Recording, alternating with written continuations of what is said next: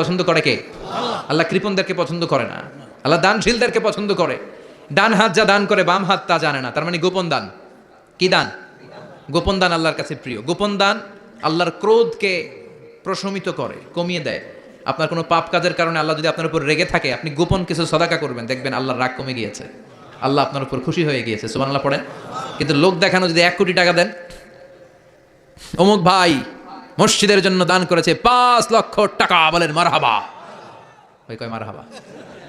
এই যে মারহাবা মার্কা যে দানটা, এটাতে কোনো সওয়াব যদি যদি তার মনের ভিতরে এই ইন্টেনশন থাকে যে আমারে মারহাবা বলবে, আমাকে হাতেম তায়ের চাচাতো ভাই বলবে, আমাকে দানবীর সমাজসেবক বলবে, শিল্পপতি বলে তাকবীর দিবে, ঘোষণা দিবে, এই ইন্টেনশন নিয়ে যদি থাকে, এই 5 লক্ষ টাকায় কোনো কানা পরিমাণ সওয়াব হয়েছে, এটারে মিজানের পাল্লায় তুলে দিলে কিয়ামতের দিন কোনো ওজন হবে। কিন্তু আল্লাহরে খুশি করার জন্য 1 টাকা দিয়েছেন দান বক্সে, জুমার দিন বক্স যায় না, দান বক্স, 1 টাকার কয়েন টুপ করে ফেলে দিলেন, একজনকে দেখানোর জন্য দিলেন, তিনি কে? ওইটাকে উহুদ পাহাড়ের সমান ভারী করে আপনার আমল নামে আল্লাহ তুলে দিবে। কামা ইউরাব্বি ফুলুয়াহু, হাদিসে এসেছে, ওটের মালিক যখন দেখে তার ওটের বাচ্চা হয়েছে, তখন ওটের মালিক বড্ড খুশি হয়ে যায়। এই বাচ্চাটাকে খাইয়ে দাইয়ে পেলে পুষে বড় করে। আমাদের দেশে যারা গরু পালে, গরু গাভী পালে না, কথা বলেন, পালে, তো বাচ্চা হলে এটার বড় করে কুরবানির হাটে বিক্রি করবে, আছে না নাই? এটা আস্তে আস্তে বড় করতে থাকে, বড় করে করে বিশাল নাদুস নুদুস করে। আল্লাহ বলে, যেই দানটা তুই আমার জন্য করেছিলি, ওটা যদিও সামান্য হয়, আমি বাছুরের মতো খাইয়ে দাইয়ে পেলে পুষে বিশাল বড় করে উহুদ পাহাড়ে সমান করে তোর আমল নামার ভিতর কিয়ামতের দিন ঢুকায় দেব। এজন্য আম্মা সাইলা ফালা তানহার, খবরদার ভিক্ষুককে ধমক দিবেন না। 3 নাম্বার কর্মসূচি, ওয়া আম্মা বিনিআমাতি রাব্বিকা ফাহাদ্দিস, আপনার রবের পক্ষ থেকে যেই নিয়ামতগুলো পেয়েছেন এগুলোর বর্ণনা শুরু করে দেন। ওয়া আম্মা বিনিআমাতি রাব্বিকা ফাহাদ্দিস, রবের পক্ষ থেকে যেই নিয়ামত পেয়েছেন এগুলো বর্ণনা শুরু করে দেন। অনেকে আছে আল্লাহর পক্ষ থেকে অনেক নিয়ামত পেয়েছে, এগুলোর প্রকাশ ঘটায় না, আছে না নাই? কথা কন। কোটি টাকার মালিক হয়েছেন আপনি, কোটি কোটি টাকার মালিক। অনেকে আছে 1000 কোটি টাকার মালিক, সিরাজামা পড়ে, আছে না নাই? তো আপনাদের সিরাজামা পড়তে গেছে কে? আপনি কোটিপতি, আপনি দামি জামা পরবেন, আপনি দামি গাড়িতে চড়বেন, আর শুকরিয়া করবেন কার? আপনাকে আল্লাহ ছেলে মেয়ে দিয়েছে, অনেক বলেন যে আল্লাহ আমার অনেকগুলো ছেলে দিয়েছে, আলহামদুলিল্লাহ সবগুলো নামাজি। আল্লাহ আমার অনেক সম্পদ দিয়েছে, আলহামদুলিল্লাহ আমি যাকাত দেওয়ার চেষ্টা করি। সব বলবেন শুকরান লা ফাখরান, শুকরিয়া করে বলবেন, কোনো ফাখার করে নয়। তার মানে আল্লাহর দেয়া নিয়ামতের শুকরিয়া আদায়ের মধ্যে, ওইটা প্রকাশ করার মধ্যে কোনো দোষ নাই। চিৎকার করে বলেন ঠিক কি না? এজন্য আল্লাহ বললেন, ওয়া আম্মা বিনিআমাতি রাব্বিকা ফাহাদ্দিস, আল্লাহর দেয়া নিয়ামতের শুকরিয়া আপনি করেন, আল্লাহর দেয়া নিয়ামতের বর্ণনা আপনি শুরু করে দেন। সুবহানাল্লাহ বলেন। তাহলে 3টা কর্মসূচি দিলেন, চিল্লায় বলেন কয়টা? 1 নম্বরে আল্লাহ বললেন, ফাআম্মাল ইয়াতীমা ফালা তাকহার, খবরদার এতিমদেরকে ধমক দিবেন না, যারা সুয়াল করে ফরিয়াদ করে তাদেরকে ফিরিয়ে দিবেন না, আর নিয়ামতের শুকরিয়া করেন। সুবহানাল্লাহ পড়েন। সূরাতুদ দোহার কথা বুঝতে পেরেছেন? সূরাতুদ দোহার সেন্ট্রাল থিম কি বলেছিলাম মনে আছে? এটা কোরআনের 30তম পারায় অবস্থিত একটা সূরা। কততম পারা? এটা মাক্কি সূরা। একটু আওয়াজ করে বলবেন, কি সূরা? মাক্কি সূরা। এই সূরার আয়াত সংখ্যা 11টি। কয়টি? 11টি। এটা কোরআনের একটা মোটিভেশনাল সূরা। আমাদের জীবনে সুখ বেশি, কষ্ট কম। কয়দিন না খেয়েছিলাম, কয়দিন বিপদে পড়ছি, কয়দিন ডাকাইতে ধরছে, 1 মাসের মধ্যে অসুস্থ থাকি কয়দিন, আর সুস্থ থাকি কয়দিন, এটা হিসাব করে না। অসুস্থ যে ছিল খালি এটা খেয়াল রাখে, আছে না নাই?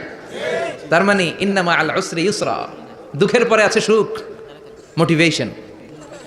প্রাণটা আবার উদ্বেলিত হয়ে ওঠে, তাই তো আসলে তো দুঃখের পরে সুখ। এজন্য কষ্ট যখন পাবেন, অসুস্থ যখন হবেন, ওইখানেও আনন্দ করবেন, কারণ সামনে আরাম আসতেছে। সুবহানাল্লাহ পড়েন।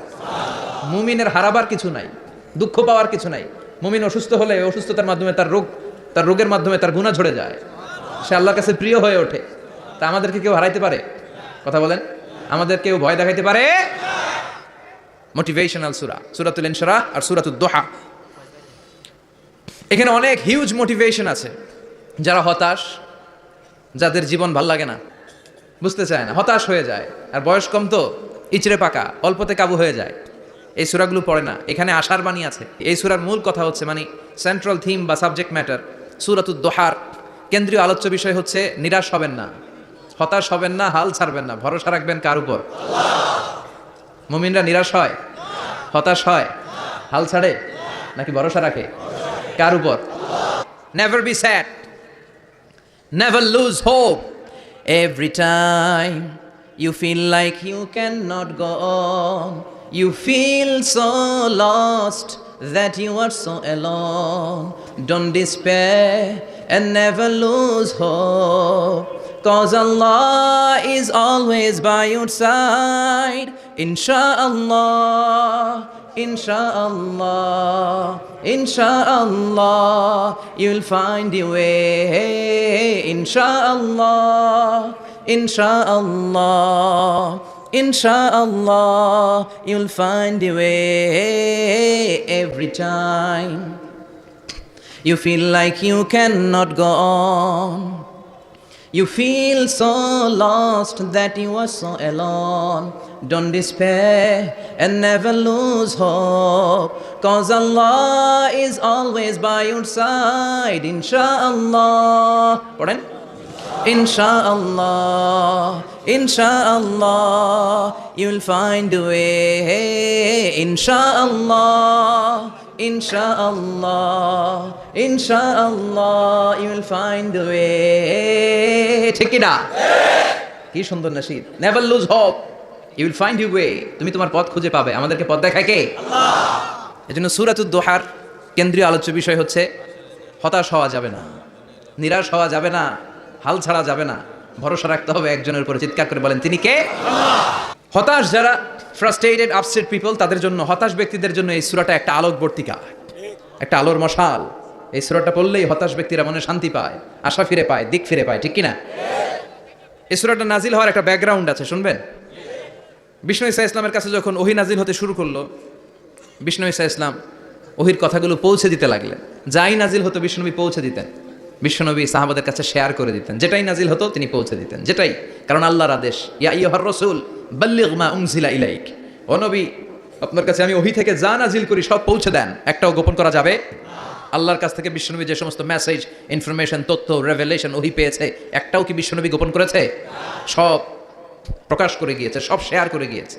বিশ্বনবী শেয়ার করতে লাগলেন। সকালে যা নাজিল হয় শেয়ার করেন, দুপুরে নাজিল হয় শেয়ার করেন, রাতে নাজিল হয় শেয়ার করেন, শেয়ার করতে লাগলেন। কিন্তু কি অবাক করা কাণ্ড, হঠাৎ করে এই ওহী আসার ধারাবাহিকতা আল্লাহ বন্ধ করে দিলেন। ওহী আর আসে না, আকাশ থেকে নতুন তথ্য আর নামে না। ঘটনা কি? ওহী আসে না কেন? তথ্য আসে না কেন? জিব্রাইল আসে না কেন? কোনো বর্ণনায় এসেছে 15 দিন, কোনো বর্ণনায় 1 মাস, 3 মাস, এমনকি 6 মাস পর্যন্ত বর্ণনা পাওয়া যায় যে বিশ্বনবীর কাছে 6 মাস ওহী আসে নাই। বিশ্বনবী তো অবাক, ঘটনা কি? ওহী নামে না কেন? আর ওহী না আসলে তো বিশ্বনবী শেয়ার করতে পারে না। এতদিন যা আসতো বলে বেড়াতো, এখন আসেও না, বলতেও পারে না। কাফির মুশরিকরা বিশ্বনবীর গালি দিতে শুরু করলো, মুহাম্মদের রব মুহাম্মদের ভুলে গেছে, মুহাম্মদের আল্লাহ মুহাম্মদের ছেড়ে দিয়েছে। বিশ্বনবীর চাচি আবু লাহাবের স্ত্রী উম্মে জামিল বলতে শুরু করলো, কি মুহাম্মদ, তোমার শয়তানটা তোমার কাছে আসে না? না, শয়তান দ্বারা তিনি জিব্রাইলকে বুঝিয়েছেন যে তোমার জিব্রাইল তোমার কাছে আসে না। এভাবে সবাই গালমন্দ করতে শুরু করলো যে মুহাম্মদের আল্লাহ মুহাম্মদকে ভুলে গিয়েছে। বিষ্ণু ঈসা ইসলাম নিজেও হতাশ হয়ে গেলেন। কি রে, ওহী আসে না কেন? আমার কোনো ভুল হচ্ছে না তো? আমার কোনো অপরাধ হয়ে গেল না তো? আল্লাহ কি আমার উপর অসন্তুষ্ট হয়েছেন? আল্লাহ কি আসলেই আমারে ভুলে গেছেন? আল্লাহ কি আমাকে ত্যাগ করেছেন? তিনি কি আমার উপর রেগে আছেন? আমরাও মাঝে মাঝে এরকম হতাশ হয়ে পড়ি। এরকম হতাশ লোক আছে না নাই?